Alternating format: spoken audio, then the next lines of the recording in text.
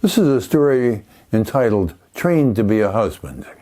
It's in two parts. First part is how I was trained to be a husband, and the second part, how I met Oksana and got married. But I'm going to do it backwards, second part first. I met Oksana because we were both doing the right things to find a partner. We made up our minds what we wanted, and we wanted it now. She wanted to get married and have kids. I wanted to get married and have kids. We didn't want to do it sometime in the distant future. We wanted it now. We both stayed free. We had absolutely no relationships.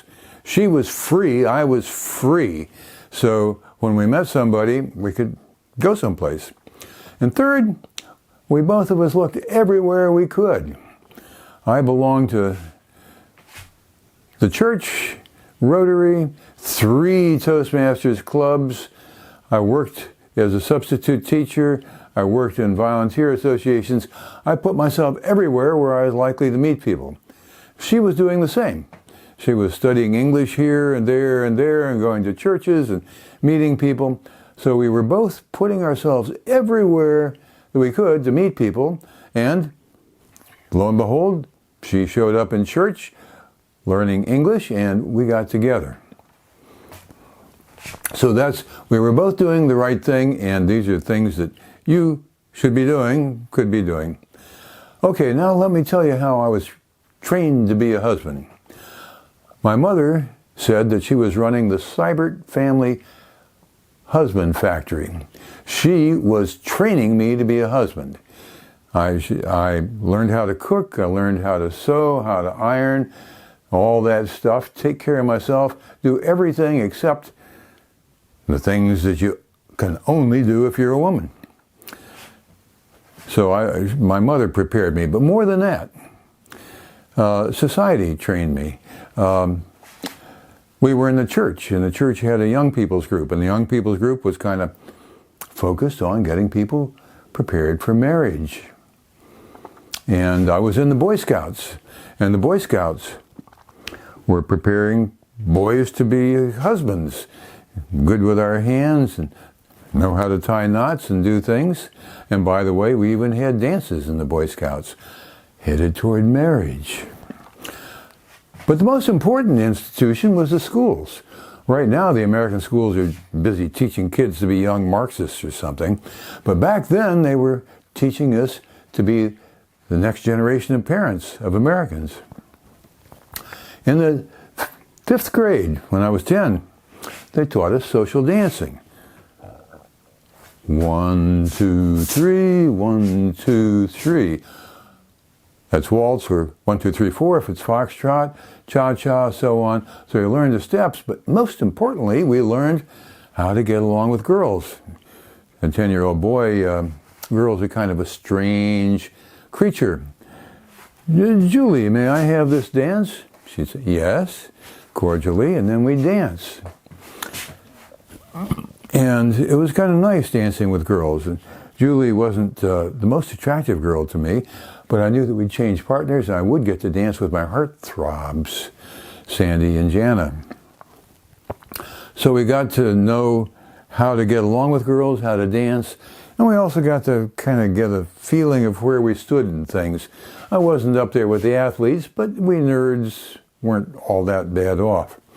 So that was grammar school. Next came junior high school, where the cafeteria moved the furniture aside at lunch, after lunch was over, and put on modern music, and we would dance. Rock and roll came out when I was in the junior high, and everybody learned how to do it. I didn't learn as well as the others. And then came high school. High school was focused on the same thing.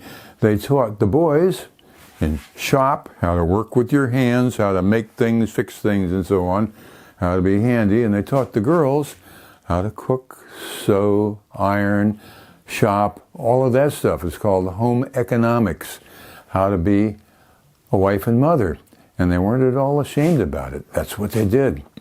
And at night, the school had dances. Turned the lights down low in the gymnasium. They had a live band, and they played music, so we got to dance together with the girls.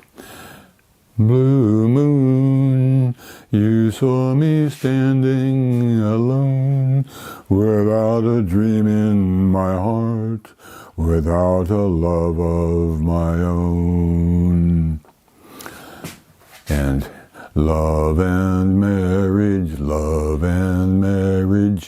go together like a horse and carriage. Dad was told by Mother, you can't have one, you can't have none, you can't have one without the other. Those words were very true. You couldn't have none as a high school kid. Nobody I knew was having sex. Sex was dangerous. You got diseases and you got pregnant and people just didn't do it. So all that you knew about it was that sex was this wonderful thing that you could have once you got married. Marriage. So, and we didn't even know what girls looked like without their clothes on, except for Playboy, which came out in 1952. So there was a big mystery, and our church made it a mystery, and marriage is one of the sacraments, and we looked at girls as this kind of foreign creature we must revere, and we did. We looked up to them. Girls kept their virtue, and we respected it. And that's how it worked. 80% of my high school class didn't go on to college. They got married, and they are grandparents and great-grandparents now. For those of us that went on to college, things changed rapidly. The book came out, The Female Eunuch, The Feminine Mystique, and birth control pills were invented, and the sexual revolution came. And all of a sudden, this thing that to us was mystery that we would never get to see, sex became fairly available and changed our attitude toward a lot of things. And the girls started listening to stories about careers. First girl I asked to marry me, Bonnie, in 1954, said no, she was going off to the Peace Corps to save the world. Chris went off to become an airline stewardess. And then I went off to Vietnam to save the world for democracy or something like that. Well, one way or another, I got married to a Vietnamese girl. She was innocent at the time, but within a year she was saying, a woman needs a man like a fish needs a bicycle. That marriage ended. I went back to Washington, D.C. and started looking around, and I didn't find any girls at all who were interested in marriage and children. I finally found one who would concede to getting married and maybe my having children. Best I could do, I was approaching 40. We got married. Well, she loved her career. She's very good at her career. The kids were a disaster. Okay. The kids turned out badly, nothing going. Nobody had any use for a conservative old man. I got divorced. So where can I go? Ukraine. So after a 50-year detour, more or less, I came here to get married, and I found Oksana. And you know the rest of the story. It worked amazingly. Okay, this is my story. Now, what's in it for you? I would advise you men to put those women back up on a pedestal. Treat them as the virtuous creatures that they are. And learn to appreciate marriage, even though the sex may be easy these days and there's nobody pushing you to get married.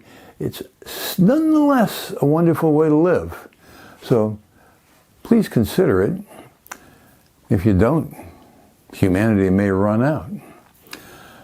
It's my message. So, Madam Toastmaster.